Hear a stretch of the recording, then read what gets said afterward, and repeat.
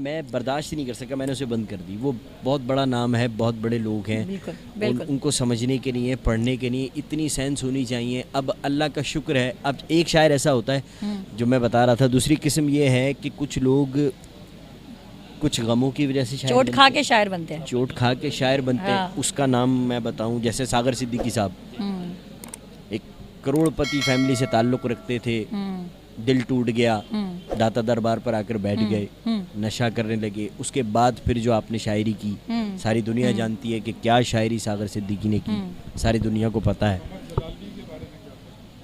कमर बड़ा नाम जलालवी है, के बारे में बताइए कुछ भाई। बहुत बड़ा नाम है।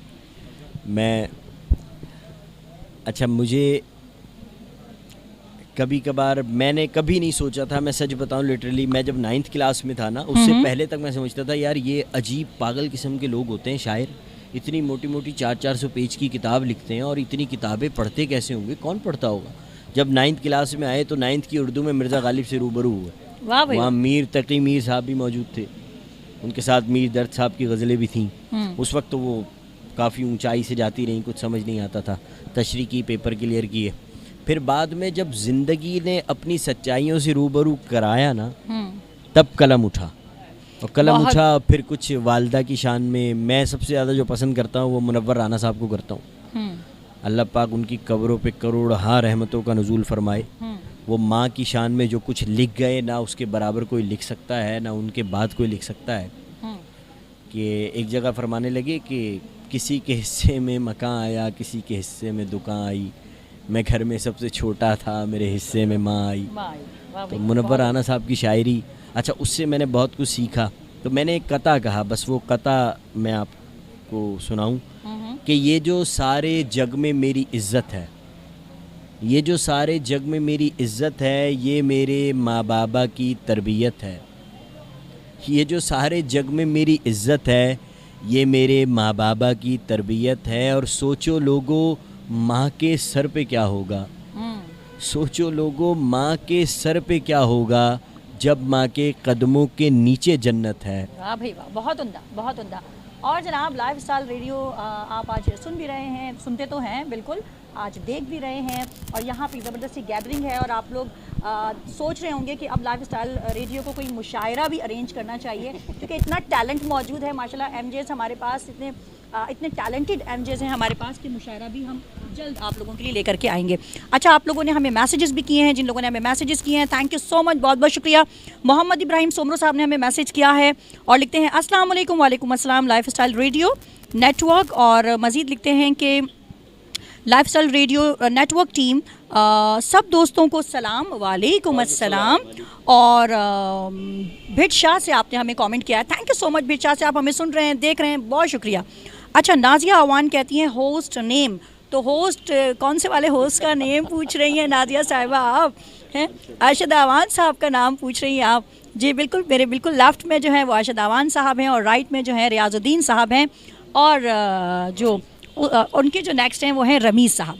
अच्छा, मोहम्मद इब्राहिम सोमरो ने हमें एक और मैसेज किया है, लिखते हैं कि मुनीर हुसैन का अखबार जहां हम भी लेते थे, और रेडियो अखबार वतन था वो। Okay okay okay. रेडियो पाक से इफ़त नकी, ज़िया रहमान, ज़िया रेडियो पाक से स्पोर्ट्स आर सुनते थे, और जो रात को 10 PM को नशर होता था, और नेशनल हुकूक पे। Okay, thank you so much, बहुत बहुत शुक्रिया कमेंट करने के लिए, साथ जुड़े रहने के लिए, और ये बताने के लिए कि हम अकेले नहीं हैं बल्कि आप लोग भी हमारे साथ हैं। और हमें कमेंट किया है नजम खान साहब ने। नजम खान साहब thank you so much comment करने के लिए, बहुत शुक्रिया। नजम खान साहब लिखते हैं कि रमीज़ भाई प्रोग्राम के मेहमान और तमाम मेहमान गिरामी, अस्सलाम वालेकुम। वालेकुम अस्सलाम। बहुत अरसे के बाद आप के अशार सुने रमी साहब, या स्पेशली ये आपके लिए है ये कमेंट कि बहुत अरसे के बाद आपके अशार सुनने का मौका मिला, और आप सबको लाइफ स्टाइल के प्लेटफॉर्म पे देखकर इंतहाई खुशी हो रही है। थैंक यू सो मच, बहुत बहुत शुक्रिया, और हमें आप लोगों के कमेंट पढ़ के बहुत खुशी हो रही है।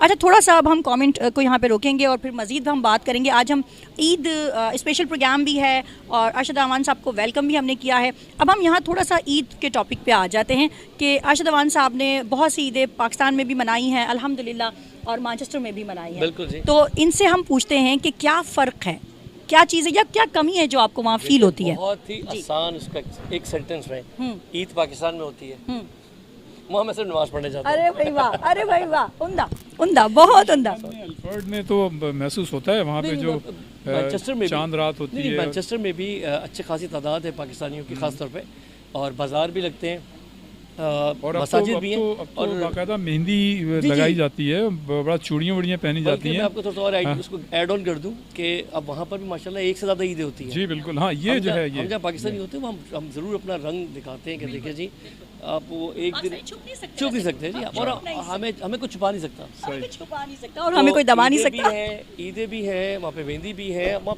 बहुत मतलब आप समझ लें कि एक ग्लोबल विलेज हम कहते थे, अब ग्लोबल विलेज वाकई बन गया है। शायद जो चीज़ें पाकिस्तान में नहीं आ रही होती वो शायद वहाँ पहले पहुँच जाती हैं, और कम बेश जो फैमिलीज़ हैं उनका ईद का बनाने का जो अंदाज़ है वो वही है जो पाकिस्तान में है। सिर्फ फ़र्क ये है कि माहौल थोड़ा सा वेदर आपको परमिशन नहीं देता, जैसे मिसाल पे ईदगाह है, ईदगाह जब गर्मियों में ईद होती है तो हम ईदगाह में पढ़ते हैं, अच्छा। अदरवाइज मसाजिद में। अर्शद अवान साहब को मैं यहाँ पे थोड़ा सा रोकूंगी क्योंकि हमारे जो बहुत प्यारे प्यारे से लिसनर्स हैं और आज तो व्यूवर्स भी हैं, वो कह रहे हैं कि आवाज़ नहीं आ रही है, तो हम इस मसले को बिल्कुल सॉल्व करेंगे और फिर आप लोग हमारी आवाज़ सुन पाएंगे। जी जी, मेरे ख्याल से हम चेक कर लेते हैं। अच्छा, हम ज़रा अपने सुनने वाले को बता दें कि हम तीनों, एक हमारे एक साथी इसमें मिसिंग है, राशिद असरार साहब, जो कि ऑरलैंडो फ्लोरिडा में होते थे, और हम लोग उन 4 बदनसीबों से हैं जिन्होंने चैंपियंस ट्रॉफी कवर किया था। याद रखिएगा, हम उन 4 बदनसीबों से हैं जिन्होंने चैंपियंस ट्रॉफी कवर किया था। 5वें एक साहब है, रमीज साहब नहीं है इसमें। नहीं इसमें ज़ीशान रमीज साहब भी ने है। गुना, ये वाले गुना में रमीज साहब शामिल नहीं है। में शामिल नहीं थे। ज़ीशान साहब है जो छुपते फिर रहे इस वक्त, चेहरा नहीं दिखा रहे, वो आएंगे थोड़ी देर में।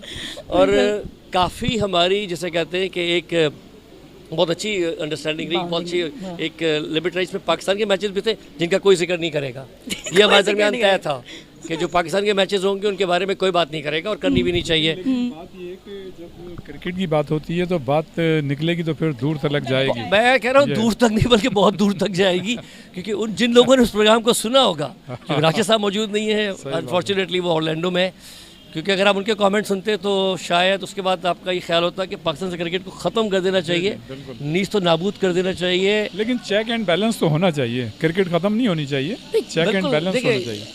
जो हम लोग बहस कर रहे थे और जिस बात पे हमारा आर्ग्यूमेंट था, वो लग रहा था कि cricket exactly going the same way as the hockey goes.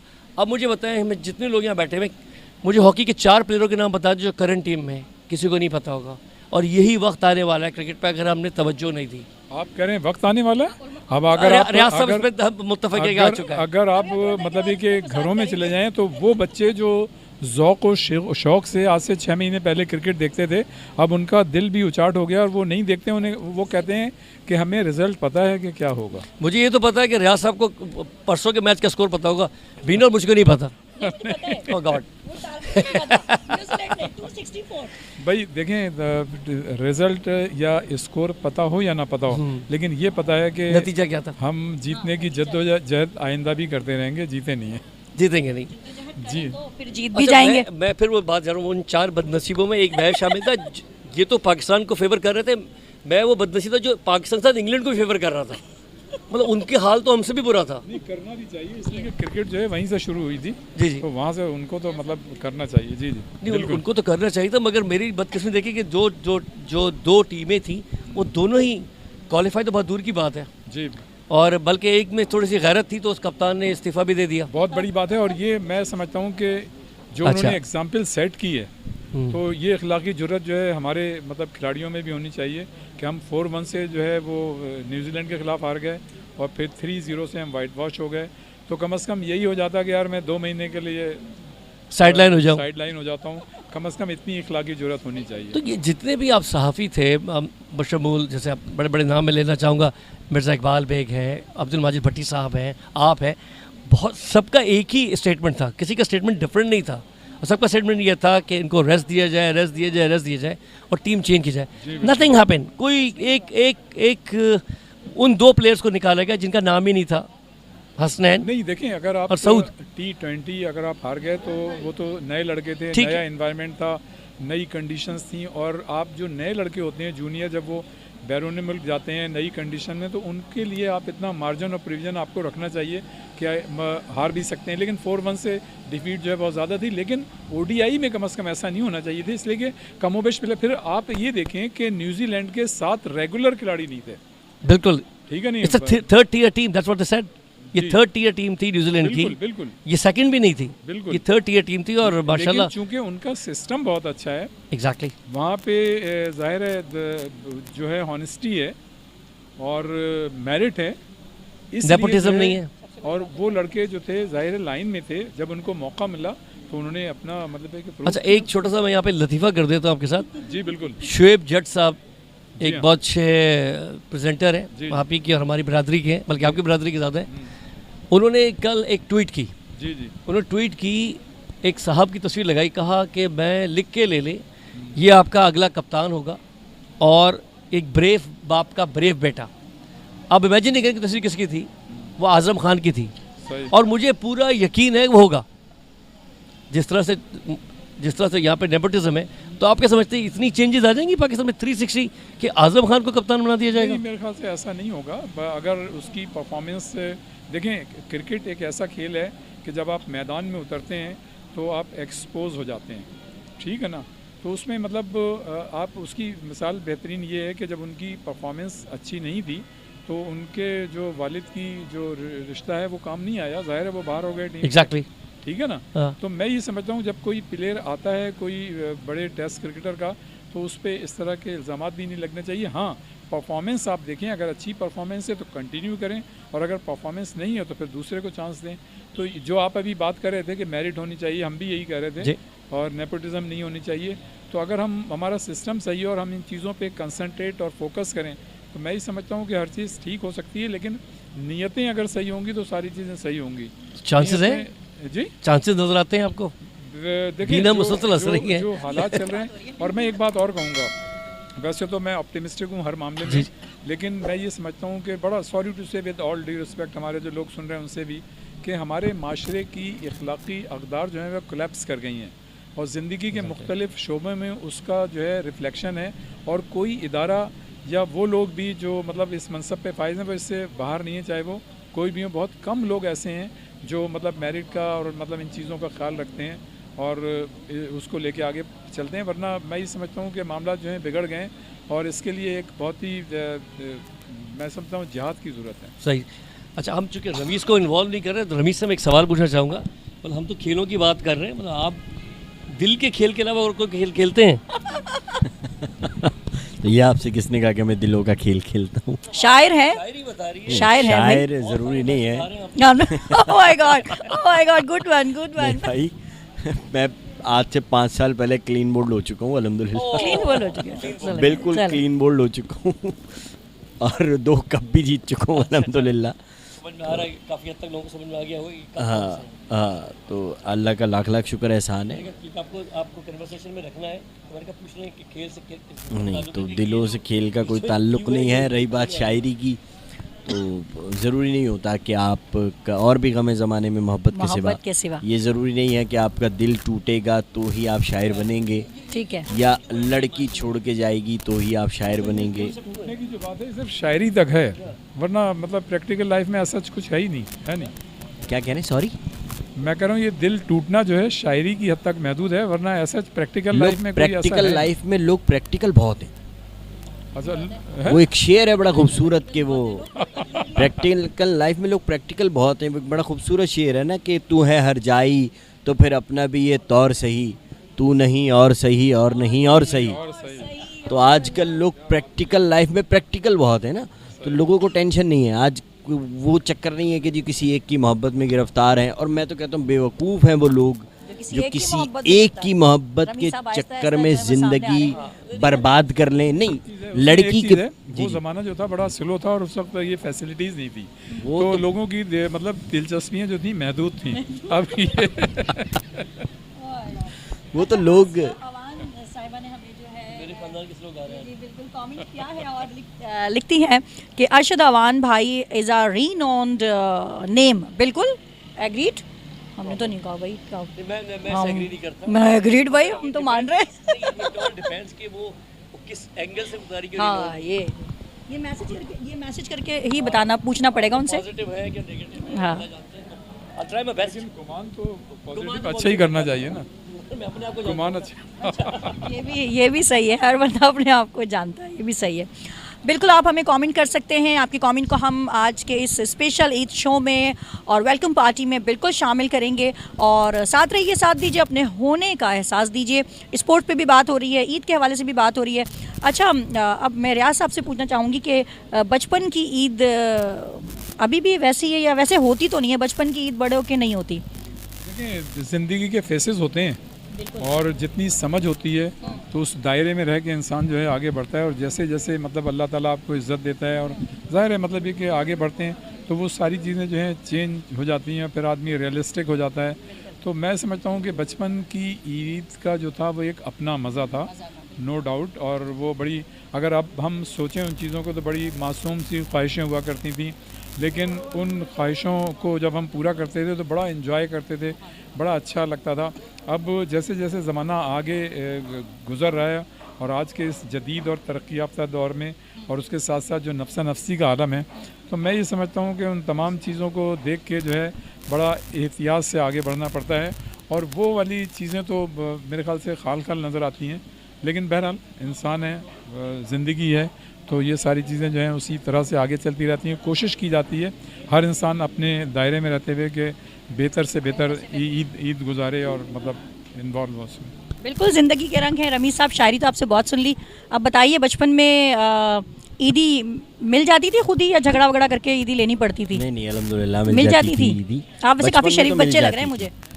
मेरी तो लड़ाई होती है, आप मुझे बहुत शरीफ से बच्चे लग रहे हैं। मतलब लग रहे बच्चे, मतलब जब आप बच्चे थे तो मुझे आप बड़े शरीफ लग रहे हैं। नहीं, मैं अभी भी हूँ अल्हम्दुलिल्लाह शरीफ। अल्हम्दुलिल्लाह। अच्छा भाई, मेरा तो बहुत फसाद होता था ईदी को लेके, क्योंकि मेरा फसाद ये होता था कि मैं ये चेक करती थी कि बाकी बहन भाइयों को भी उतनी मिली है ना जितनी मुझे मिली है। मेक श्योर करती थी मैं, क्योंकि अगर मुझे पता चल जाए कि बड़ी वाली को मुझसे ज़्यादा मिली है तो मैं फसाद करती थी कि मुझे भी उतने ही पैसे चाहिए जितनी ईदी जो है बड़ी वाली को मिली है। तो ये चीज़ थी। लेकिन ये सब ज़िंदगी के रंग हैं और ज़िंदगी के ये सारे रंग ही हमारी ज़िंदगी को जो है वो खुश रंग बनाते हैं। और उतार चढ़ाव भी ज़िंदगी का एक हिस्सा है, और कभी खुशी कभी गम, मगर ये होना भी ज़रूरी है। और अब हम फिर बढ़ेंगे रीनाउंड नेम अरशद अवान साहब की तरफ। जी बिल्कुल बिल्कुल, एनी टाइम। कोई बचपन का वाकया ईदी से रिलेटेड? आई थिंक ईदी से रिलेटेड ये होता था कि कोई memory? मैं चूँकि मैं अपने बहन भाइयों में सबसे बड़ा हूँ और मेरी बहन है इसके बाद, तो मेरी जो सबसे छोटी बहन होती थी वो मुझसे क्या हमेशा सबसे वो हमसे लोन लेती थी। Good idea. मैं नेक्स्ट टाइम करूंगी। उसका लोन लेने का होता था कि मैं ईद पे वापस करूंगी। ओके। क्योंकि उसकी इनकम बेचारी की होती थी, मुझे ये खर्च आज तक नहीं दिया। नाम वो कहते हैं ना, उसने जितनी नाम असी मंगी। ओके जनाब, जबरदस्त। तो वो बहरहाल आज भी वही तरीकाकार है। आज मेरी बहनें मुझसे बड़ी क्लोज है माशाल्लाह। अल्हम्दुलिल्लाह। और मुझे उम्मीद है कि बाकी लोग भी इस तरह रहते होंगे। कराची का एक ये रंग बड़ा अच्छा है कि जो और किसी शहर में नज़र नहीं आया, कि यहाँ पर जितने भी लोग हैं ना बड़े क्लोज नेट है। अब शायद वक्त बदल गया है। पहले आपके जो पड़ोसी होते थे वो भी बड़े ही करीब होते थे। बिल्कुल बिल्कुल। आपके क्लोज रिलेशन होते थे, दोस्तों में, रिश्तेदारों में बड़ी मोहब्बत होती थी। ये कराची का एक रंग है, शायद ये आहिस्ता आहिस्ता ढल रहा है। इसको दोबारा से पक्का करना है आप लोगों ने। बिल्कुल, हम सब ने या कम से कम जाने नहीं देना। जाने नहीं देना। मुझे वो आमिर खान पता नहीं क्यों याद आ गया। क्या जाने कुछ, आप मुझे जाने नहीं देंगे तुझे। क्योंकि जिस तरह का सिलसिला है कि मतलब मेरी ख्वाहिश है कि जो कराची आज से 20, 25, 30 साल पहले था, अल्लाह करे वो दिन दोबारा आए, दोबारा से वो अमन हो, सिक्योरिटी हो। और जो खूबसूरती कराची की थी वो शायद दुनिया के किसी शहर में नहीं है। I am not saying to brag myself, मैं दुनिया के बहुत सारे शहर देखे, मगर जो एक अपनाइयत, जो एक मज़ा जिसे कहते हैं एक अंदर से जो सुकून मिलता है वो कराची में मिलता है।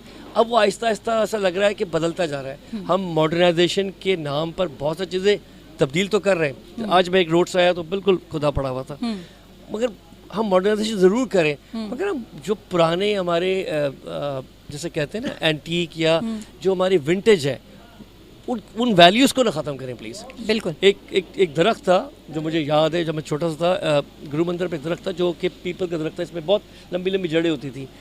मुझे वहाँ पर एक साहब थे जो गन्ने के रस वगैरह बेचा, उन्होंने कहा ये दरख्त पाकिस्तान बनने से बहुत साल पहले, ऑलमोस्ट 100 ईयर्स ओल्ड था, वो किसी ने दरख्त जो है वो गिरा दिया है, काट दिया है in the name of modernization के। जी उन्होंने वो ग्रीन लाइन बस ज़रूर करें मगर जो चीज़ें हैं जो इंसानियत के लिए ज़रूरी है, बिल्कुल इंसानियत की बका के देखिए, लिए ज़रूरी है। हम जितने भी लोग हैं ना, हम जब यहाँ से बाहर जाते हैं, as soon as we land, हम ऑटोमेटिकली उनके रूल फॉलो कर रहे होते हैं, हमें किसी ने बताया नहीं होता है। बिल्कुल ऐसा ही है। अच्छा, जब हम वहाँ से आ रहे होते हैं, हम क्यू में खड़े होते हैं, हम सारे काम कर रहे होते हैं, हम अपना ओवरवेट भी नहीं करते, वो जैसे हम लैंड भी नहीं करते, हम सिर्फ लैंड करे होते, जहाज़ अभी पहुंचा भी नहीं होता है टर्मिनल पे, हम खड़े हो जाते हैं, अपने बैग्स निकाल रहे होते हैं, और वो बेचारा फर्माबरदार बच्चे बन जाते हैं एकदम। हाँ नहीं वो बड़ा कैप्टन भी चिल्ला रहा होता है, और वो जी आप बैठ जाए, जब जहाज हम क्यों भूल जाते हैं, हम जब इतने अच्छे होते हैं वहाँ पर, हम 2 घंटे 2.5 घंटे, चले दुबई की मिसाल ले लें, 1.5 घंटे की फ्लाइट, हम चेंज क्यों जाते हैं?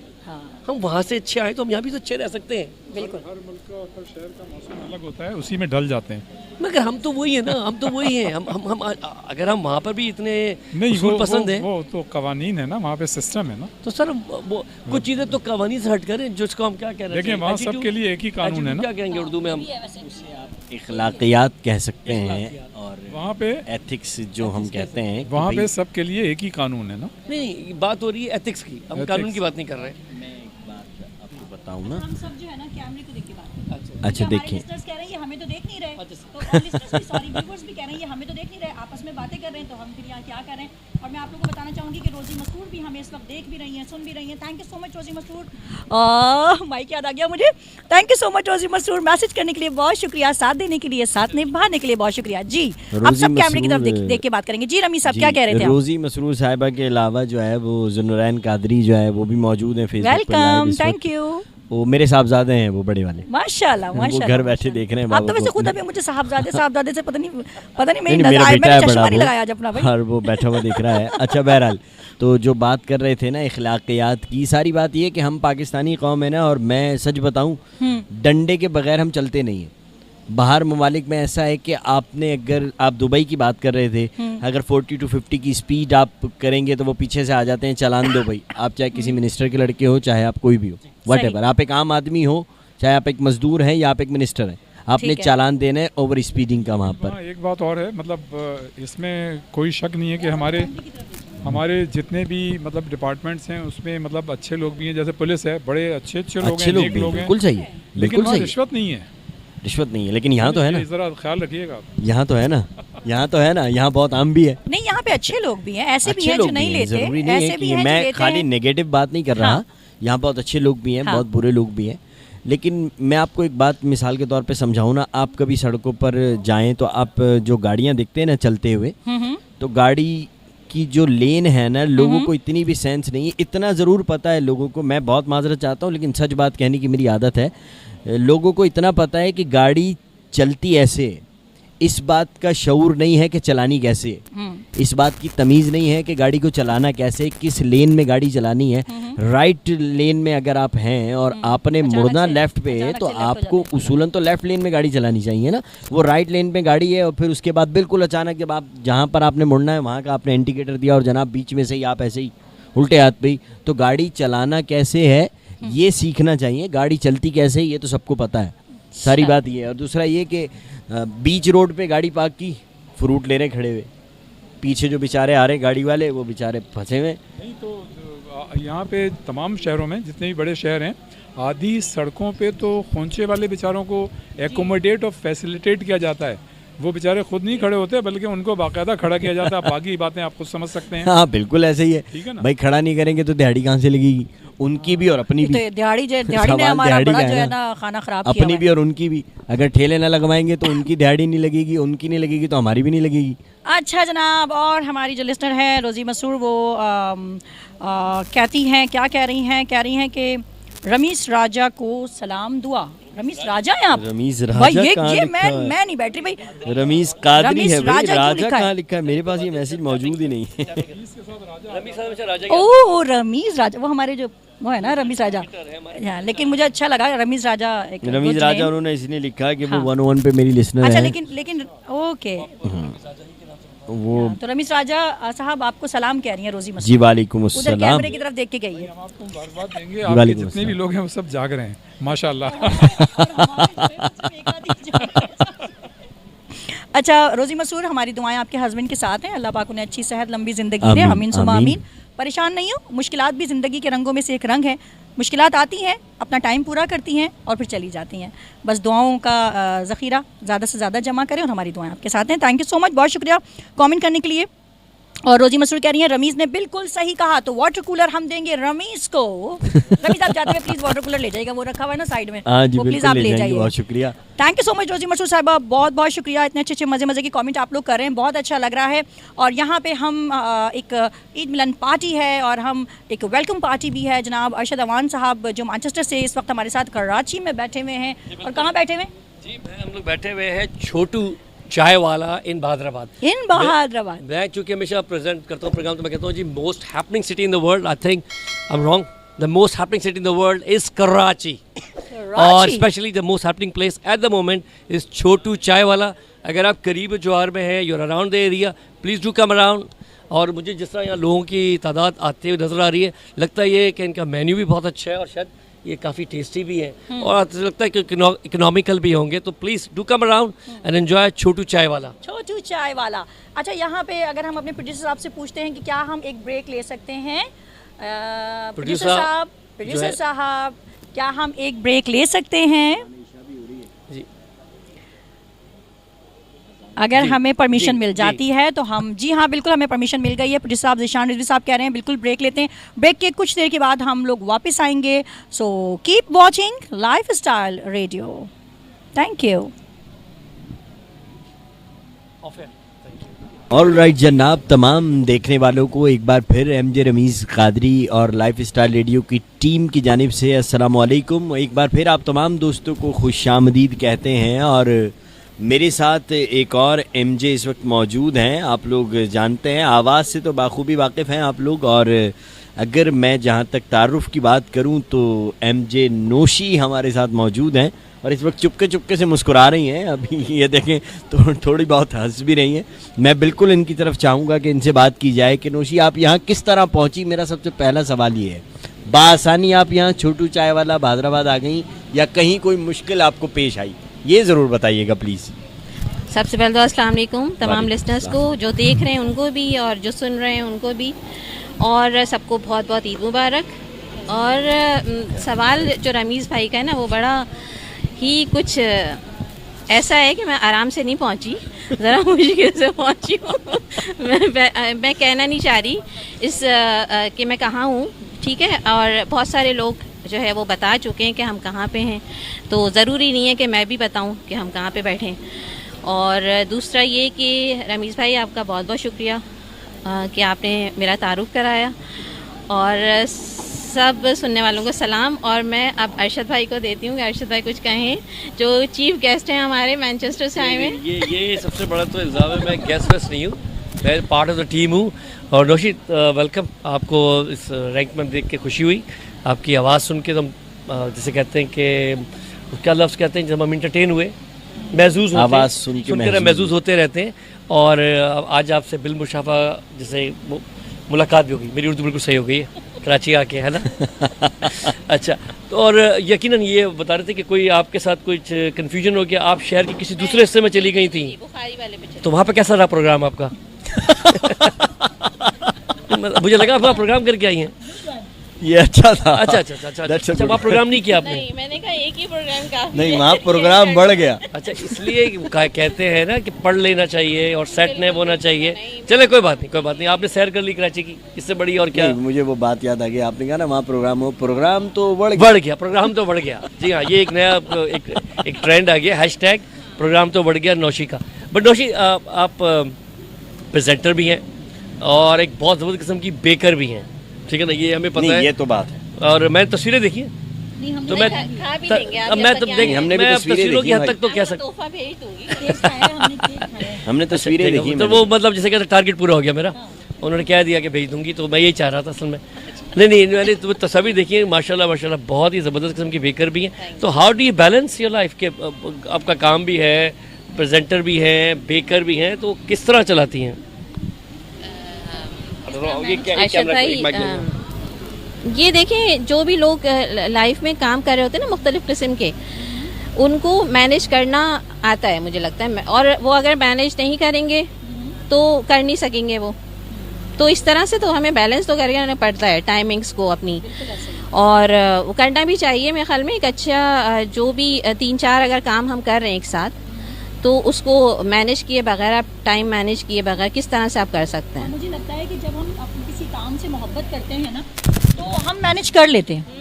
अच्छा, ये एक चीज़ उसने प्रूव कर दी कि वुमेन आर मल्टीटास्किंग। बिल्कुल। ये इसमें तो मैं इसकी मैं मिसाल से दे सकता हूँ कि रमज़ान अभी अफ्तार, बिल्कुल ऐसी वो उसमें अफ्तार में यकीनन जैसे हम पाकिस्तान में कहीं भी रहे तो अफ्तार तो हमारी पाकिस्तानी होती है, रोज़ा रख के तो यकीन जाने इस वक्त बड़ी अजमत होती है। हम लोगों ने बड़ी सलूट की अपनी माँ और बहनों को।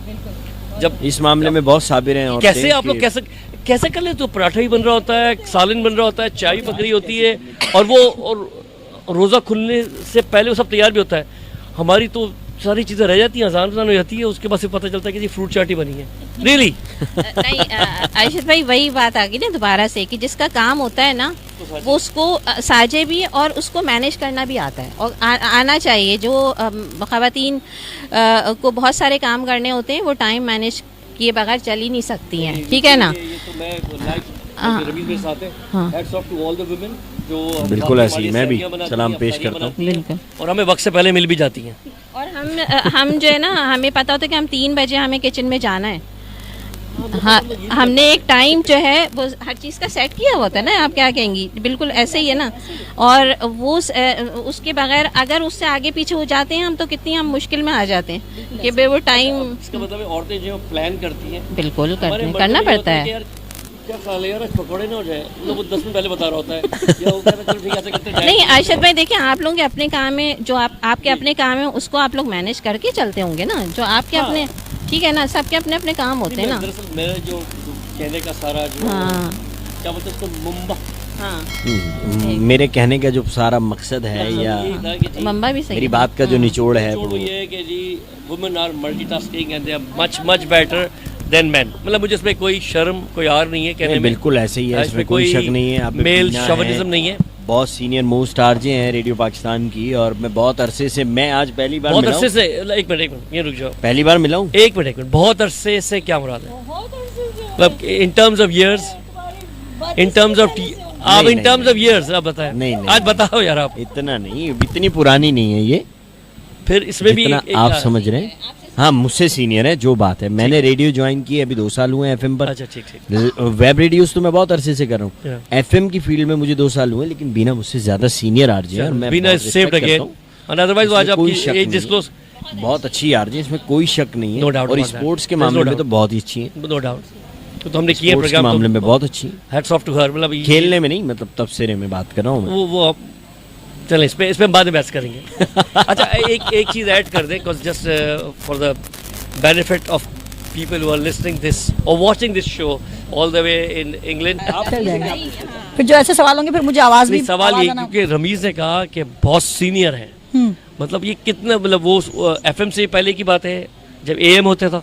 नहीं, एफएम अल्हम्दुलिल्लाह मुझे रेडियो पाकिस्तान से एसोसिएट हुए माशाल्लाह 11 साल हो गए हैं। माशाल्लाह। और वहीं से मेरा स्टार्ट है, और मैं अभी तक वहीं सबसे ज़्यादा आपका एक्सपीरियंस है रेडियो का। अनबिलीवेबल। मतलब इस जैसे कहते हैं एवरग्रीन ब्यूटी का, जो ये वो हीरा है जो रफिया मैम ने तराश के हमें दिया है, रेडियो को दिया है। सही ये उस टाइम पे लोग। अच्छा, ऐसा ही है। मैं actually I was going to the cheeky side, ये मुझे फिर घुमा फिरा के उस सीरियस साइड पे लेके आया यार। मैं तो कहना चाहता क्योंकि 11 साल माशाल्लाह आप एएम भी कर चुकी हैं, मतलब तो शॉर्ट वेव भी कर चुकी होंगी, मतलब उससे पहले, मतलब काफी पुराना, मतलब आपका, मतलब अनबिलीवेबल, मगर अनबिलीवेबल इन्होंने जितना अपने आप को मेंटेन किया है, मतलब देयर इज नो डाउट, कहीं से नहीं लगती आप 50 प्लस। मैं बचपन से जो है रेडियो कर रही हूँ। नहीं, मतलब आप कहीं से भी 50 प्लस नहीं लगती। I swear, salute to you. अच्छा, आपकी बात है भी नहीं ना, मैं हूँ भी नहीं। अगर होती तो लगती ना, है भी नहीं, तो ये बात है ना, है ना भाई। कवर कर लिया तो हम तो कवर करेंगे ना, बिल्कुल हम कवर करेंगे, क्यों नहीं करेंगे। अच्छा, बीना आपी से मेरा ये सवाल है कि वाकई माशाल्लाह पता भी चलता है कि 10-11 साल आपको हो गए हैं, आपको बोलने से आपके अंदाजा होता है क्या? बहुत नहीं, बोलने का जो जहाँ तक बात है, तो मैं आपको बताऊं कि मैं स्कूल के ज़माने से डिबेटर हूँ, और मैं होस्टिंग जो है ना, होस्टिंग से मेरा रिश्ता बहुत पुराना है। जब मैंने फर्स्ट होस्टिंग की थी जब मैं खुद 9 क्लास में थी, और फेयरवेल पार्टी होती है 10 क्लास को जो देते हैं हम लोग। मैंने 9 क्लास से अपने होस्टिंग का सफ़र का स्टार्ट लिया था, तो होस्टिंग से मेरा ताल्लुक बहुत पुराना है। और बोलने का जो इस तरह से जो लोग कहते हैं उन्हें अच्छा लगता है, तो मैं डिबेटर हूँ, होस्ट हूँ, तो बचपन से करती आ रही हूँ, तो वो अब भी नहीं सही बोलूँगी तो फिर मेरी पिटाई लगनी चाहिए। अच्छा, तो ये है बोलने की जो बीना ने बात की, ये जो हमारे देखने वाले लोग हैं, जो हमारे दोस्त हमें देख रहे हैं, इनकी मोहब्बतें हैं, ये मसरूफियात में भी लोग देख रहे होते हैं, लेकिन एक बात मैं आपको समझाने की कोशिश करूं, खुद भी इस बात से मैंने बहुत कुछ सीखा है कि इंसान का बच्चा, जब बोलने की बात आ रही थी, इंसान का बच्चा सुनना तो बचपन से ही शुरू कर देता है। बिल्कुल जाहिर है कि मुसलमान के बच्चे में एक कान में अजान, एक कान में इकामत बिल्कुल कही ऐसा ही जाती है, हाँ। लेकिन सवाल ये पैदा होता है कि बोलना कब से शुरू करता है। उमूमन तकरीबन 6 साल की उम्र अप्रॉक्सीमेटली होती है कि जिसमें इंसान का बच्चा साफ साफ बोलना शुरू कर देता है। अब ज़रा मेरी बात को तवज्जो से सुनिएगा कि इंसान का बच्चा बोलना तो 6 साल की उम्र में शुरू कर देता है, लेकिन बोलने की जो तमीज़ है ना, वो 60 साल की उम्र तक भी नहीं आती है कि कब कहाँ क्या बोलना चाहिए, कब कहाँ क्या नहीं कहना चाहिए, किसके सामने हमने किस तरह बात करनी चाहिए, किसके सामने हमने किन अल्फाजों का इस्तेमाल करना चाहिए। अगर ये सलीका हमें आ जाए ना, तो सारे फसाद खत्म हो जाएं, सारी लड़ाइयाँ खत्म हो जाएं। सारे फसाद, सारी लड़ाइयों की जो जड़ है ना, वो यही है कि जो हमारे दो दांतों के बीच में है, ये दिलों को तोड़ भी देती है, दिलों को जोड़ भी देती है। यही वो जुबान है जो दुश्मनों को अपना बना सकती है और अपनों को गैर भी कर देती है। तो लफ्ज़ों का चुनाव जो है, हकीम लुकमान का एक कोट है बड़ा खूबसूरत, एक जगह लिखा, हकीम लुकमान साहब फरमाने लगे कि लहजे में नरमी इख्तियार किया करो, अक्सर लहजे का असर अल्फाज से ज़्यादा होता है, और लफ्ज़ों का चुनाव जो है वो बेइंतहा ज़रूरी है। गुफ्तगू के दौरान अगर आप बात करें किसी से, तो इतनी शाइस्ता गुफ्तगू आपकी हो, या आपका अंदाज़ इतना प्यारा हो कि सामने वाला आपसे दोबारा सुनना चाहे या आपसे बात करना चाहे। हुजूर नबी करीम अलैहिस्सलाम ने दावा नबूवत तो अल्लाह की मशीयत के तहत 40 साल के बाद किया ना, उससे पहले लोग क्या कहते थे? सादिक और अमीन कहते थे ना। अपने इखलाक की बुनियाद पर, आपकी किरदार की बुनियाद पर 40 साल तक हुजूर सरवर दो आलम सल्लल्लाहु अलैहि वसल्लम को कुफ़ार सादिक और अमीन कहा करते थे। दावा नबूवत तो अल्लाह की मशीयत के तहत बाद में किया आपने। नबी तो आप उस वक्त से हैं जब हुजूर ने फरमाया कि मैं उस वक्त से नबी हूँ जब आदम मिट्टी और पानी के दरमियान में थे, मैं तो तब से नबी हूँ सल्लल्लाहु अलैहि वसल्लम। लेकिन बात यह है कि किरदार जो है ना, वो बड़ी चीज़ है। अच्छा, एक बात और, आखिरी बात है मेरी तरफ से, ये मैं अपनी ज़िंदगी के मामले में या अपनी ज़ात के किसी भी फ़ैसले में ना, मैं ये समझता हूँ अरशद भाई कि मैं अपने मयार से तो गिर सकता हूँ, लेकिन अपने किरदार से कभी नहीं गिर सकता। और ऐसा ही होना चाहिए कि ज़िंदगी के किसी भी मामले में, किसी भी फ़ैसले में, कोई भी ऐसी जगह हो ना, तो आप अपने मयार से अगर गिरना पड़े तो गिर जाइएगा, लेकिन कभी अपने किरदार से मत गिरिएगा। और मैं अपने बेटे को एक बात अभी से समझाता हूँ।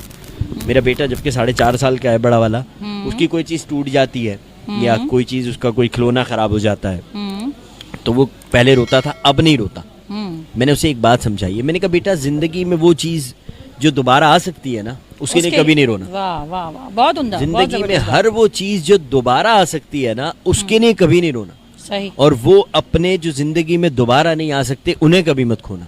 चाहे वो आपका छोटा भाई अगर आपसे नाराज़ हो तो उसे नाराज़ मत होने देना। अपने दोबारा नहीं आ सकते, चीज़ें दोबारा आ सकती हैं, सामान दोबारा आ सकता है। तो अब वो नहीं रोता। अब कोई खिलौना टूट भी जाए तो वो कहता है बाबा दूसरा ला दीजिएगा, मैं कहता हूँ ठीक है। तो कोई भी ऐसी चीज़ जो दोबारा आ सकती है उसके लिए कभी मत रोइएगा। और जो आप उस वक्त बात हुई थी ना कि जो दिल तोड़ दे लड़की या जो छोड़कर चला जाए, तो मैं एक बात ज़रूर आपको बताऊं कि जो आपको छोड़कर गया है ना, तो आप उसकी बात अगर आपके दिल पर लगी है तो मैं कहता हूं आप रोना किस बात का। इतना कामयाब हो जाओ कि तुमसे मिलने के लिए तरस जाए वो आदमी जिसने तुम्हारा दिल दुखाया था, जिसने तुम्हारा दिल तोड़ा था, वो पीछे पीछे घूमे तुमसे टाइम लेने के लिए। और पहले जो मेरा दिल तोड़ा था वो रमीज साहब ने तोड़ा था। मैंने क्या कहानी यहीं से स्टार्ट हुई थी। इतनी मैं अभी तक वहीं पर हूँ और मेरे जो लिस्टर्स हैं वो मुझे मैसेजेस कर रहे हैं और कह रहे हैं बीना बताइए इनको कि आई एम नॉट एट 50 प्लीज। वो 50 आपको अरशद भाई ने कहा था, मैंने नहीं कहा था। मैंने तो ये बात कही थी, देखिए मैंने ये बात कही थी कि आप तो मैं वो तो नाराज हीरा हूँ। हैं जिनको रबिया मैम के हाथ से आपको तराशा Exactly, गया। मैंने तो बिल्कुल, आपको हीरा बिल्कुल कहा ऐसे ही, हीरा है। कहा है। 50+ चले भाई, आंटी अरशद रमीज भाई ने साहब कहा भाई को आप हमने इनसे माफ बात कर दिया। रमीज साहब को हमने माफ कर दिया, इन्होंने मुझे हीरा कहा था। नहीं, इन्होंने अच्छा सर, आपने पूरा जुमला नहीं सुना, उन्होंने कहा 50+ आंटी, मैंने नहीं कहा था, इन्होंने कहा है। आपने पूरा जुमला नहीं सुना रमीज का। अच्छा खैर ये जस्ट किडिंग, ये सब हंसी मजाक है आप लोगों के लिए हम लोग कर रहे हैं क्योंकि ज़ाहिर है ईद की गैदरिंग है, तो ईद के रंगों से सजा ये प्रोग्राम। और अरशद अवान साहब को हमने एक वार्म वेलकम भी दिया। Thank you और very कैसा much. लगा आपको ये भी हम जरूर आपसे पूछेंगे। First of all like to thank you first of all बिल्कुल ज़ीशान, बिल्कुल शहजाद। बिल्कुल। शहजाद जो हमेशा जैसे कहते हैं बैक ऑफ द कैमरा होते हैं, हमेशा उनकी जो मेहनत तो नजर नहीं आती, मगर बिल्कुल। शहजाद के बगैर ये काम नहीं होता। बिल्कुल। ज़ीशान डेफिनेटली बहुत मेहनत, हमसे पहले से आए हुए थे ये जी, लोग। पहले डे 1 से, आज से 4 साल पहले, मैं कहूँगा 4-5 साल हो गए अब तो, जब से उसे काम स्टार्ट किया 4 साल से ज्यादा लाइफस्टाइल का। हो तो गया। हाँ। Thank you Zeeshan, thank you very much for inviting me. और जिस तरह शहजाद ने साथ दिया, बीना स्पेशली यू, हम पिछले Thank you. महीने जो चैंपियंस ट्रॉफी के साथ हम जुड़े हुए थे, रमीज भाई से आज मुलाकात पहली मरतबा हुई, मेरी भी पहली और मरतबा यकीनन हुई है। मुझे लगता है कि अब ये दोस्ती काफ़ी लंबी रहेगी इंशाल्लाह हम एक मुशायरा भी रखेंगे और इंशाल्लाह। आपसे मैं पहले भी प्रोग्राम कर चुका हूँ। बहुत और मजे मजे के बहुत ही बातें इनकी- मजे मजे की करती हैं और खाने भी बहुत मुझे मजे इनकी मजे के आवाज बनाती हैं। आवाज बहुत पसंद है, आवाज बहुत पसंद है माशाल्लाह, आवाज माशाल्लाह माशाल्लाह। सबकी अच्छी है। हाँ। एक डिफरेंट Flavors होते हैं, सबके अपने अंदाज हैं। रेडियो जो है ना वो आपको तस्वीर बनाता है आपके जहन में, आपकी Image, आवाज बिल्कुल, सुन के। आपके जी, mind अब में चूंकि एक दुनिया image, बदल गई हाँ। है, दुनिया बदलने से ये होगा कि लोग तस्वीर हमारी देख लेते हैं सोशल मीडिया पे, मगर आप ना देखें तो आपकी आवाज़ बहुत अच्छी है।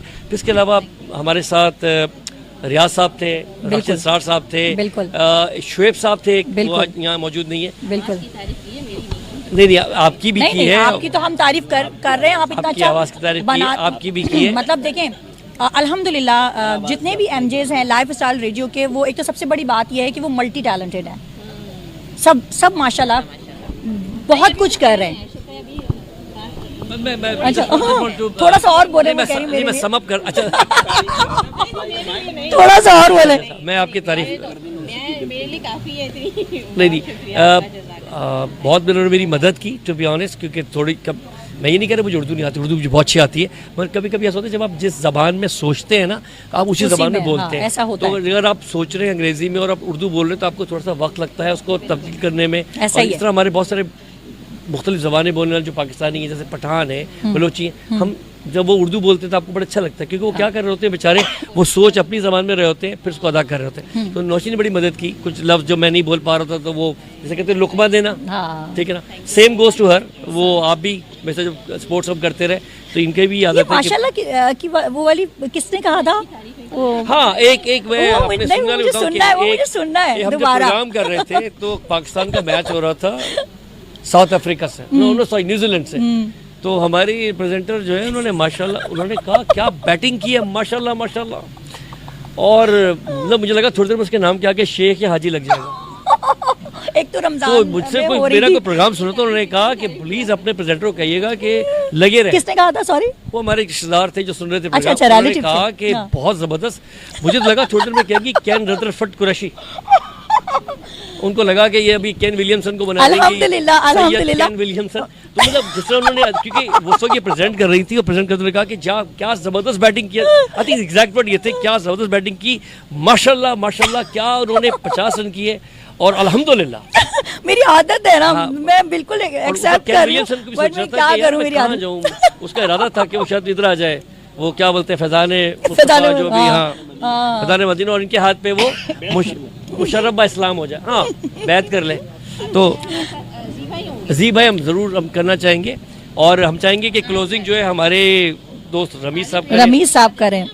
हाँ। अच्छा, जाने से पहले ना मैं एक क्वेश्चन पूछना चाहूंगी, वो नहीं मैं इन लोगों से भी पूछूंगी ना जो जा रहे हैं।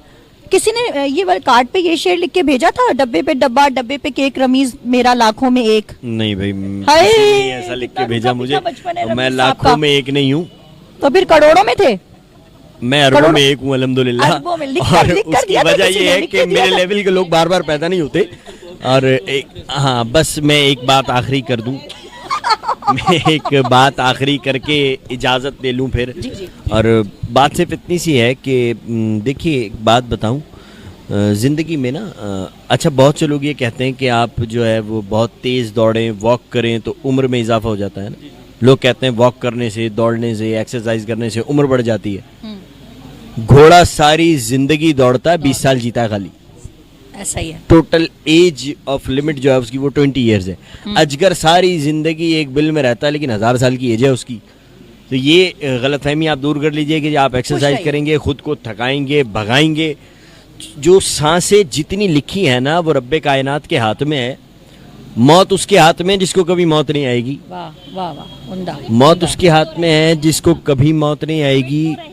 हाँ, फिट रहेंगे। ये मैं बात लेट मी कंप्लीट में वही बात कर रहा हूँ कि एक्सरसाइज करने से आप फिट रह सकते हैं। ये गलतफहमी छोड़ दीजिए कि आप अगर बॉडी बिल्डर बन जाएंगे तो आपकी एज 80 साल से ऊपर हो जाएगी। ऐसा नहीं होगा, ऐसा कभी नहीं होगा। ठीक है जी। और दूसरी बात ये कि मुझे इस बात पर आप इजाज़त दे दीजिए। बहुत मज़ा आया अरशद भाई के साथ, नौशी के साथ गुफ्तगू करने में, बीना के साथ, और सरजीशान का बहुत शुक्रिया। ना आते आते भी मैं आ गया। सरजीशान का बहुत शुक्रिया। अच्छा, एक बात ज़रूर है, अगर आप चाहते हैं ना, हर आदमी ये चाहता है कि मरने के बाद उसे याद रखा जाए। अगर आप चाहते हैं ना कि मरने के बाद भी आप ज़िंदा रहें, अगर आप मरने के बाद ज़िंदा रहना चाहते हैं तो पढ़ने के लायक कुछ लिख जाइए या लिखने के काबिल कुछ कर जाइए। मैं दोबारा ये बात कह दूं, अगर आप मरने के बाद भी जिंदा रहना चाहते हैं तो पढ़ने के लायक कुछ लिख जाइए या लिखने के काबिल कुछ कर जाइए। सारी ज़िंदगी याद रहेंगे, मरने के बाद भी याद रहेंगे। मुझे अब दीजिएगा इजाज़त। बहुत शुक्रिया आप दोस्तों की मोहब्बतों का, आप दोस्तों की समातों का। मुझे और मेरे वालिदैन को अपनी ख़ास दुआओं में याद रखिएगा और lifestyleradiyo.online के साथ रहिएगा। आपका मेज़बान रमीज़ कादरी आपसे इजाज़त चाहता है। अल्लाह निगहबान। Thank you so much Rameez sahab. अच्छा, अब आखिर में मैं सिर्फ जो है शुक्रिया अदा करूँगी जी भाई का, अरशद भाई का और बीना का, सबका, और खुसूसन जो है शहजाद भाई और हमारे सुनने वाले, आप सबका बहुत शुक्रिया। और मुझे भी अपने दुआओं में याद रखिएगा। फिर मिलेंगे इंशाल्लाह। अल्लाह हाफ़िज़। अल्लाह हाफ़िज़। थैंक यू, बहुत बहुत शुक्रिया। अब हम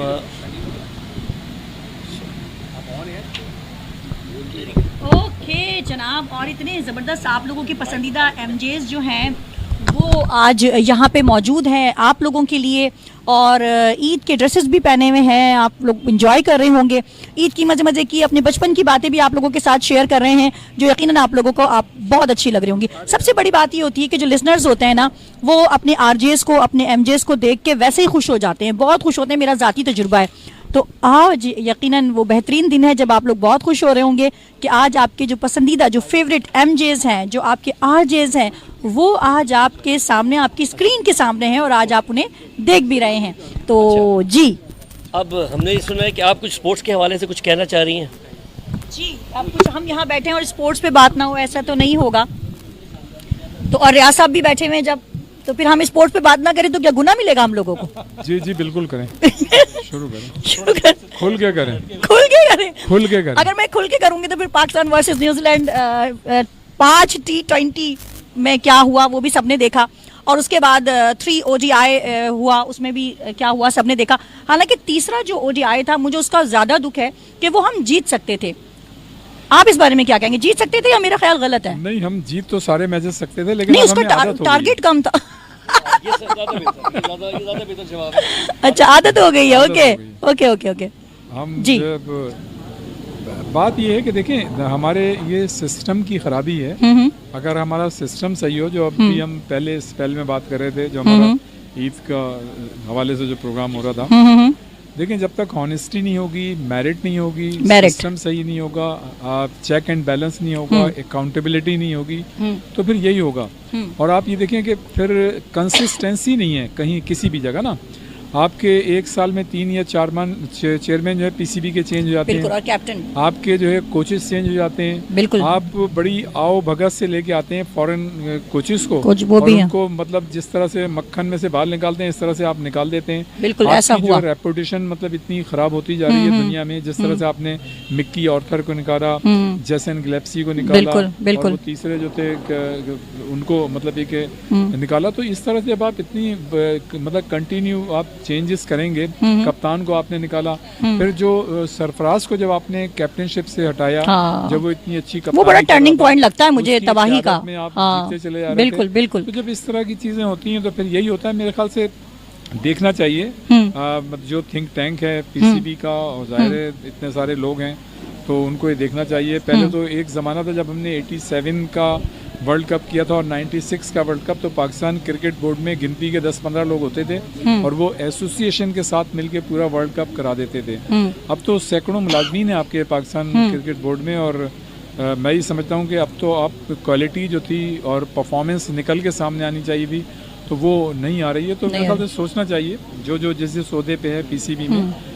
और मुझे लगता है कि ये लास्ट वार्निंग है ये, यानी हमें वार्निंग दिख रही है, नज़र आ रही है परफॉर्मेंस की शक्ल में। बॉलर हमारे एक टाइम था कि हमारे जब बॉलर्स बॉलिंग कराने आते थे तो बैटर जो है वो घबराता था कि बॉल कहाँ लगने वाली है, और अब हमारी जो बॉलिंग लाइन है वो भी इतनी स्ट्रॉन्ग, मतलब मुझे लगता है अभी जो खास कर ये जो न्यूजीलैंड के साथ जो T20 और ODI जो हुआ है सीरीज, इसमें हमारे बॉलर्स मुझे तो बिल्कुल भी कामयाब नजर नहीं आए।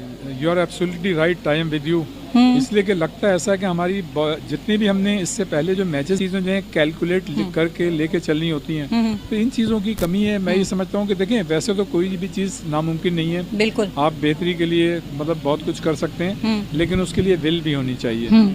मुझे ऐसा लगता है कि हमारे जो प्लेयर्स हैं उनकी तरजीहात भी बदल गई हैं, तरजीहात भी सही मरकज से हट गई हैं। जी बीना, आप जो कह रही थी तवक्कुआत और वार्निंग की जो बात कर रही हैं, बिल्कुल वार्निंग साइन है ना ये न्यूजीलैंड में जो अभी, तो ये किस किस्म की वार्निंग की बात कर रही हैं, कौन सी तवक्कुआत की बात कर रही हैं, जबकि आप देख रही हैं कि शुरू से लेकर अब तक के वही कमेटी, वही बोर्ड है, वही सारी चीजें हैं, और कौन किसको वार्निंग देगा? बिल्कुल, जिनको वार्निंग देनी है वो खुद इस काबिल है कि उनको वार्निंग दी जाए। और जो आपने कहा था कि जनाब अब जो टीम गई थी उससे क्या तवक्कुआत थी, कुछ जीतना चाहिए था, कि तो भाई वो तो शुरू के मेरे ख्याल से आपने 2 मैचेस देखे, सभी देखे होंगे, आपको पता चल गया था कि पूरी सीरीज में क्या होने वाला है। वो तो जाने से पहले पता था। ये जरूर है कि ऐसा नहीं था कि व्हाइट वॉश हो जाएगा। हाँ, ये बड़ा अफसोस की बात है। हाँ जी, there is no, I can't add anything to it, आप लोगों ने कवर ही कर लिया सारा। शायद जो पहला जो मसला जो वो यही है कि हमारे यहाँ नेपोटिज्म बहुत है। बिल्कुल है, कोई बात कर रहा है, और जब जिन प्लेयर्स का नाम लिया गया, मिसाल के तौर पर मैं एक मिसाल दूं, सुफियान मुकीम, और सुफियान मुकीम ने इस पूरी सीरीज में प्रूव भी किया कि he was the right choice, उसको सही मौका नहीं दिया गया जी। और सुफियान मुकीम का जैसा नाम था, हाँ एक नाम जिसपे हम सब एग्री थे और ऑब्वियसली थोड़ा सा डिसअपॉइंटमेंट हुई, हसन नवाज। उसने एक मैच में सेंचुरी की, बट 4 मैचों में उन्होंने डक्स लिए, एक रन भी किया शायद। तो शायद मगर इन तमाम प्लेयरों को चांस देना चाहिए, मुसलसल देना चाहिए। और जहाँ तक ताल्लुक है कोचिंग का, डेफिनेटली इट लुक्स लाइक कि वहाँ पर बहुत ज़्यादा काम करना है, वहाँ पे बहुत ज़्यादा लैकिंग है। आपने नाम लिया जेसन गिलेस्पी का, गैरी कर्स्टन भी इसमें शामिल थे, मिकी आर्थर थे।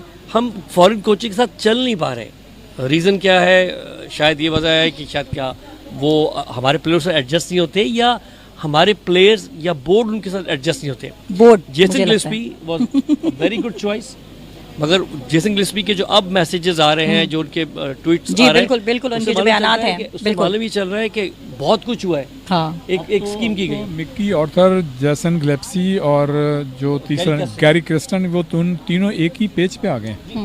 उन तीनों का यही कहना है कि किसी ने उनको काम करने नहीं दिया गया। आई थिंक इस पे हाई लेवल होना चाहिए, मीटिंग होनी चाहिए या इंक्वायरी होनी चाहिए, क्योंकि हमेशा हर सीरीज़ के बाद बोर्ड एक ज़रूर एक रिपोर्ट लेता है कोचेस से, मैनेजर से और कैप्टन से। इंक्वायरी किसके खिलाफ? Exactly, your answer lies in your question. क्योंकि अगर कैप्टन अगर कोई रिपोर्ट देता है या कोच की रिपोर्ट देता है या मैनेजर, तो वो सब उसमें शामिल है। आई थिंक थोड़ा सा एक बड़ा सा हार्ट करना चाहिए सबको, और they should resign, take a step कि ठीक है, वी स्टेप बैक, एक नई टीम लेकर आए, शायद टीम बदल जाए। देखिए आपके पास सबसे बड़ा इस वक्त जो है वो है, मैं बांग्लादेश की सीरीज को काउंट नहीं कर रहा, एशिया कप है, उसके बाद आपके पास वर्ल्ड कप है। अगर उनकी नजरें उसके ऊपर है तो काम अभी तो शुरू करना होगा, वरना तो अगेन हम तुम्हारी दास्तां भी ना होगी दास्तानों में। बिल्कुल ऐसा ही है। अच्छा, मोहसिन नकवी साहब को एक जिम्मेदारी और मिल गई है, प्रेसिडेंट बन गए हैं चेयरमैन बन गए, एशियन क्रिकेट काउंसिल के बन गए हैं। और जब ये भी जिम्मेदारी मिली तो लोग समझ रहे थे शायद रिजाइन कर देंगे अब उधर से क्रिकेट लेकिन उन्होंने कहा नहीं, मैं तीनों कर लूंगा, कोई मसला नहीं है, संभाल लूंगा मैं। चले देखते हैं कि एशियन जिम्मेदारी अगर और भी जिम्मेदारी मेरे ख्याल से मोहसिन नकवी साहब को अगर दी जाए तो संभाल लेंगे, क्योंकि माशाल्लाह वो एनर्जेटिक हैं, समझदार हैं और कमांड रखते हैं, तो और भी कुछ मेरे ख्याल से ले सकते हैं वो बोदा। इससे रिजल्ट का तो कोई ताल्लुक नहीं है ना, जब इसका रिजल्ट से तो कोई ताल्लुक नहीं है पाकिस्तान की। हाँ जी, बिल्कुल ऐसा ही है। और इसमें देखें ये तो वेरी करता है शख्सियत है कि वो कितनी सारी जिम्मेदारियां ले सकते हैं और उसको लेके कैरी कर सकते हैं। बहरहाल मैं ये समझता हूँ कि जिम्मेदारियां बड़ी हैं। एशियन क्रिकेट काउंसिल का चेयरमैन होना, पाकिस्तान क्रिकेट बोर्ड का चेयरमैन होना, उसके साथ साथ वजारत दाखिला है, फिर सेनेट में भी हैं। तो अगर वो लेके सारी चीज़ें चल रहे हैं तो ये तो बहुत अच्छी बात है, लेकिन उसके साथ साथ हमारी अच्छे रिजल्ट की हमारी टीम की परफॉर्मेंस जो है वो अच्छी होनी चाहिए और उस जानिब मैं समझता हूँ कि तवज्जो देनी चाहिए। जिस तरह आईसीसी चैंपियंस ट्रॉफी हुई थी, नो डाउट उन्होंने बड़ा काम किया और वो बड़ा मुतहरिक नज़र आए, लेकिन दूसरी जानिब आपकी टीम की परफॉर्मेंस जो थी वो बिल्कुल ज़ीरो थी। तो जब इस तरह की चीज़ें होती हैं तो बहुत सारे सवालात उठते हैं, बिल्कुल उठते हैं, और मैं ये समझता हूँ कि पाकिस्तान का माजी का जो तुर्रा इम्तियाज़ है क्रिकेट में, हमने हर फॉर्मेट में आईसीसी के इवेंट्स जीते हुए हैं, बिल्कुल। तो मैं ये समझता हूँ कि उस लेगेसी को वापस आना चाहिए, बिल्कुल आना चाहिए, कंसंट्रेट करना चाहिए, फोकस करना चाहिए। और हम बार बार इस चीज़ को कहते हैं, सभी मतलब जितने भी लोग हैं वो ये कहते हैं कि भाई जब तक मेरिट नहीं होगी, ऑनेस्टी नहीं होगी, सिस्टम सही नहीं होगा, उस वक्त कंसिस्टेंसी नहीं होगी, उस वक्त तक आपकी चीज़ें जो है सही नहीं होंगी। तो मैं ये समझता हूँ कि इस जानिब जो है तवज्जो देनी चाहिए। प्लानिंग अच्छी नहीं है, मिसमैनेजमेंट है। देखिए असल क्रिकेट हमने अपने बड़ों से सुना, आप लोगों से सुना, असल क्रिकेट जो होती है वो टेस्ट क्रिकेट असल क्रिकेट है, ठीक है। लेकिन 2025 में पाकिस्तान कितने टेस्ट मैच अभी खेले हैं और कितने आगे खेलेगा?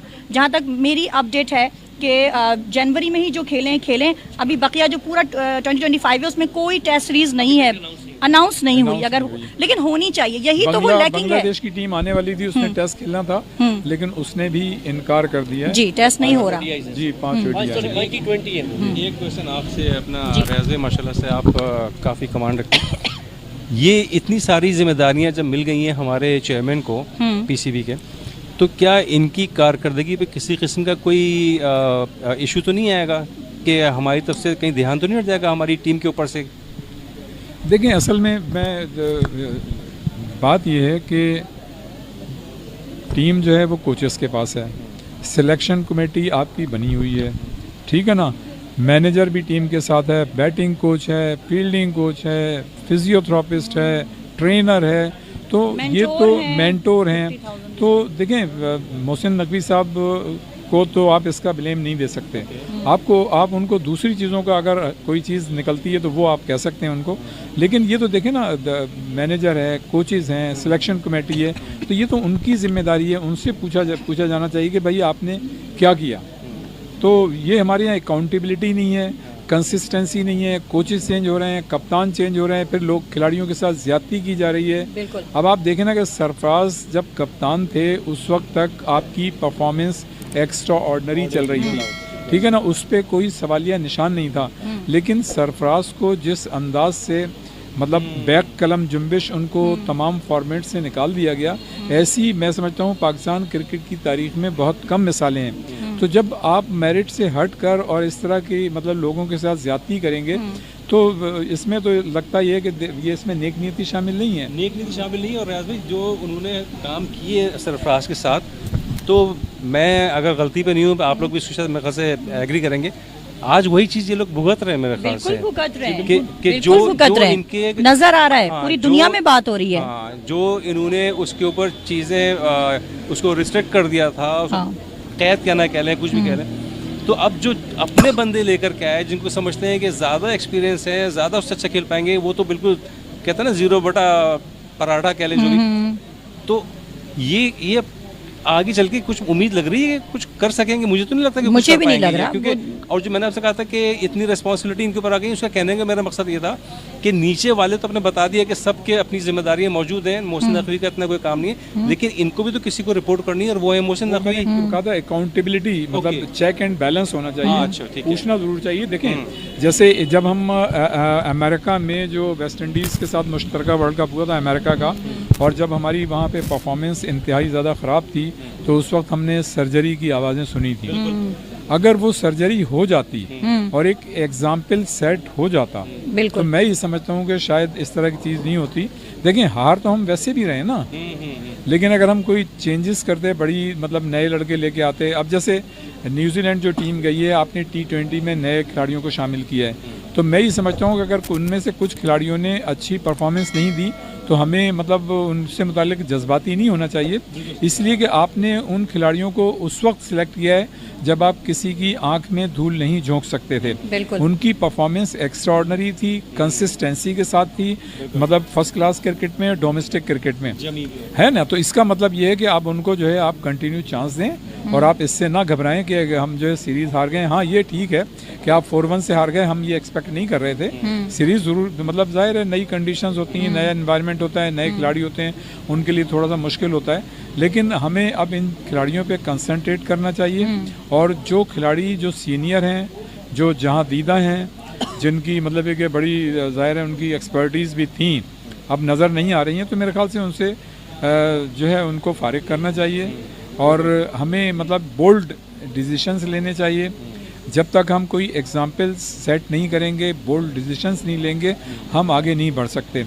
इसलिए कि अगर आप एक चाल से चलते रहेंगे तो कोई उसमें बेहतरी की उम्मीद नहीं है। मैं ये समझता हूँ कि हमें मतलब पॉजिटिव सिम देखना चाहिए, चीज़ों को कंसंट्रेट फोकस करके कोई ड्रास्टिक मतलब एक पॉजिटिव चेंज के साथ आगे बढ़ना चाहिए। Thank you so much. यहाँ पे मैं अपने लिसनर्स ने जो कमेंट किए उनका नाम शामिल करूँगी, फिर आपसे इजाज़त लेंगे। लाइट पड़ने की वजह से मुझे क्लियर नज़र नहीं आ रहा, लेकिन अगर मैं गलत नहीं हूँ तो इरशाद शहजाद साहब ने हमें कमेंट किया, अस्सलाम वालेकुम। वालेकुम अस्सलाम। इसके अलावा नाज ने हमें कमेंट किया, अस्सलाम वालेकुम। वालेकुम अस्सलाम। Thank you so much comment करने के लिए, बहुत बहुत शुक्रिया, साथ देने साथ निभाने के लिए बहुत शुक्रिया। वक्त कम है और थैंक यू सो मच रियाज साहब, आपने अपना कीमती वक्त निकाला और हमारे आज की महफिल की जान कह लें और चीफ गेस्ट कह लें और आज की महफिल के दूल्हा साहब कह लें, तो अरशद अवान साहब और जी निशान साहब। अच्छा, सबसे पहले तो मैं अपने एंड से जी। आप सबका थैंक यू। सबसे पहले तो Arshad Awan, thank you very much, बहुत ही शॉर्ट विजिट पे आप पाकिस्तान कराची आए और आपने इतना ज़्यादा टाइम दे दिया, जो कि हमारा आपका कमिटमेंट। ये विजिट शॉर्ट भी था और सरप्राइज था। सरप्राइज उन्होंने मुझे बताया कि ये भी नहीं है, मैं कहीं और से मैंने अरेंज किया है मामला। एनीवे, बहरहाल बहुत शुक्रिया अरशद आपका कि बहुत शॉर्ट विजिट पे, और आपने हमारी आपकी बात शायद ग़ालिबन 1-1.5 घंटे की हुई थी, लेकिन काफ़ी देर माशाल्लाह आपने टाइम दिया, थैंक यू वेरी मच।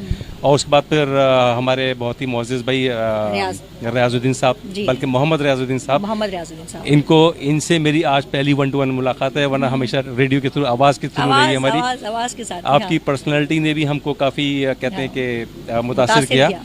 हाँ, और इस तरह से हमारे साथ मौजूद थे Rameez Qadri, thank you very much. Naushi आपका थैंक यू वेरी मच। और उसके अलावा कुछ और भी गेस्ट हमारे पास हैं, उनका भी नाम हाँ नहीं कुछ का नहीं लेना है, कुछ का लेना है। ओके। सलीम भट्ट हमारे साथ मौजूद हैं, नवेद हमारे साथ मौजूद हैं, और बाकी लोग जो हैं वो भी हैं।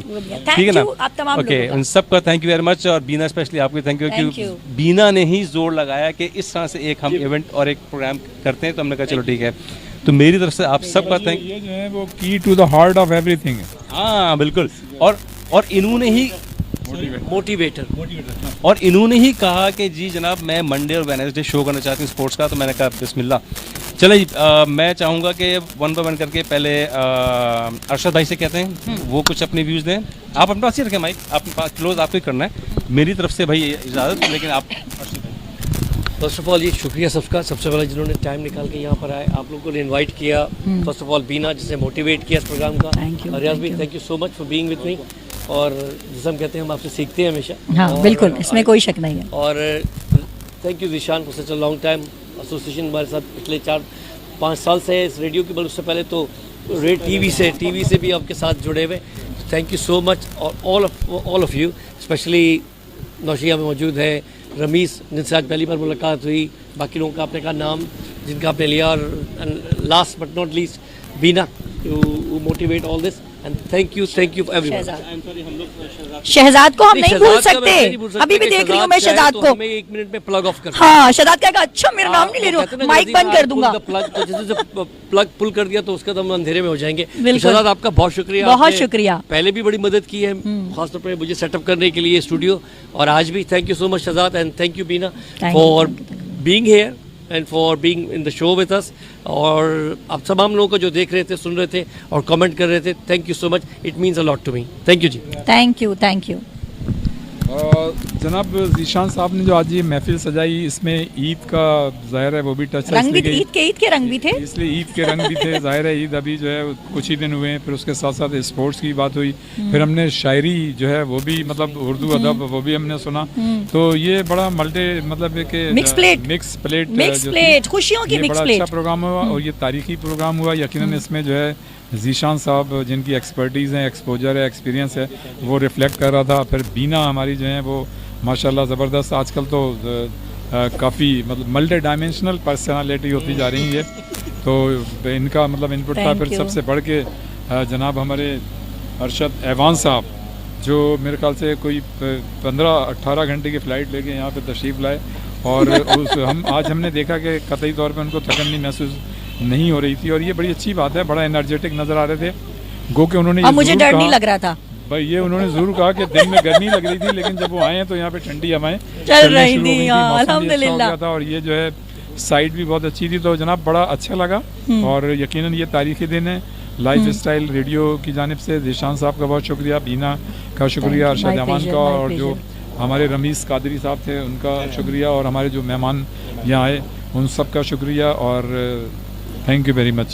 थैंक यू सो मच, बहुत बहुत शुक्रिया। और आप लोगों का बहुत बहुत शुक्रिया कि आप लोगों ने जी बिल्कुल इनको भी एक दफ़ा और चांस जी क्योंकि हम अब जा रहे हैं क्लोज करने के लिए। मैंने कहा कि एक दफ़ा आपको और चांस दिया जाए कि फाइनल वर्ड्स कुछ एक दफ़ा जरूर बताएं। सुमैया पक्की है, सबने चक्की है, तुम क्यों रो रही हो? तुम्हारे लिए भी रखी है। आपके लिए रखी थी।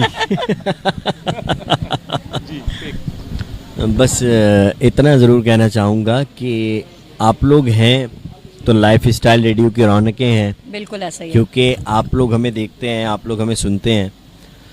असल में हमारी आवाज़ और आपकी समात का जो ये रिश्ता है ना, ये बड़ा खूबसूरत रिश्ता है, और अल्लाह इस रिश्ते को हमेशा कायम रखे। अल्लाह पाक आपकी समातों को सलामत रखे। आमीन। और लाइफ स्टाइल रेडियो को लाइफ स्टाइल रेडियो आप लोग बनाते हैं, तो आप लोग भरपूर हमारा साथ दिया करें, इसी तरह जिस तरह आज आप लोगों ने दिया है। तो बहुत शुक्रिया आप लोगों का, आपकी मोहब्बतों का। अल्लाह पाक आप सबको खुश रखे, आप सब सलामत रहिए। मुझे और लाइफ स्टाइल रेडियो की पूरी टीम को अपनी ख़ास दुआओं में याद रखिएगा, और लाइफ स्टाइल radio.online के साथ रहिएगा। हर पल हर दम आपके साथ लाइफ स्टाइल रेडियो, ज़िंदगी के रंग। ओके जी, बताते चलें कि जनाब यहाँ पे जो थे हमारे पास काफ़ी लोग इनवाइटेड थे, बट चूँकि आज पहला वर्किंग डे है जिसकी वजह से काफ़ी सारे लोग नहीं आ सके। बट अगेन आप सबका थैंक यू वेरी मच। और नौशी, आप अगर कुछ आखिर में कहना चाहें प्लीज़, थोड़ा सा आगे जी भाई, वैसे तो मैं जो है वो कह चुकी हूँ इससे पहले भी, दोबारा कह देती हूँ, आपका और पूरी टीम का, आपका और हमारे तमाम लिसनर्स का बहुत बहुत शुक्रिया, जो आपने इतनी अच्छी जो है गैदरिंग रखी। बहुत अच्छा लग रहा है, सब इस तरह से सब एक दूसरे से मिल लेते हैं, मुलाकात हो जाती है, तो ये चीज़ें जो हैं वो चलती रहनी चाहिए। और बस आप सब खुश रहें। अल्लाह हाफिज़। Thank you. ओके जी, thank you very much. Beena, Rameez Qadri, Mohammad Riyazuddin sahab, Arshad, आप सब लोगों का बहुत बहुत शुक्रिया। और बिहाइंड द कैमरा जो जितने हमारे गेस्ट बैठे हुए हैं यहाँ पे, जो हमें देख रहे हैं, आप सबको भी थैंक यू वेरी मच, बहुत शुक्रिया। और अब मैं चाहूँगा इजाज़त, और क्लोज करेंगी बीना। थैंक यू सो मच आप तमाम देखने वालों का, सुनने वालों का। बिल्कुल जैसे रमीज़ ने कहा, सही नाम लिया ना, नाम में थोड़ी गड़बड़ करती हूँ। जैसे कि रमीज़ कादी साहब ने कहा कि आपके दम से रौनक है, तो आपका साथ देने के लिए, साथ निभाने के लिए, साथ चलने के लिए, अपने होने का एहसास आपने दिया कमेंट के ज़रिए। थैंक यू सो मच आप तमाम लोगों का, बहुत बहुत शुक्रिया। और बिल्कुल कीप लिसनिंग lifestyleradio.online, सही बोला। और थैंक यू सो मच हमारे आज के ये गैदरिंग के स्पेशल गेस्ट अरशद अवान साहब का बहुत बहुत शुक्रिया, और बहुत अच्छा लगा आज आपसे मिलके। सबसे बड़ी बात है मुझे डर नहीं लगा, सबसे मेन बात तो यही थी आज के प्रोग्राम की। ये एक सेकंड दोबारा आपने जो बात कही ना, ये अक्सर ऐसा होता था कि जब मैं इनसे कहता था कि भाई आप शो कर लें, अरशद अवान को मैं ले लेता हूँ कॉल के ऊपर, तो ये घबराती थी आपसे, ये घबराती थी क्योंकि वेरी फर्स्ट टाइम जब एक शो हुआ था,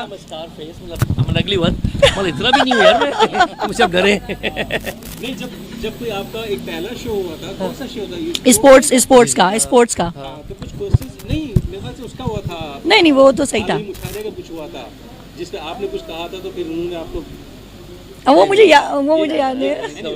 वो हम बाद में बात करेंगे, सारी बातें हम अभी नहीं करेंगे। तो थैंक यू सो मच, आप लोगों का बहुत बहुत शुक्रिया। देखते रहिए, सुनते रहिए lifestyleradio.online बीना खान की तरफ से और हम तमाम लोगों की तरफ से अल्लाह हाफिज़।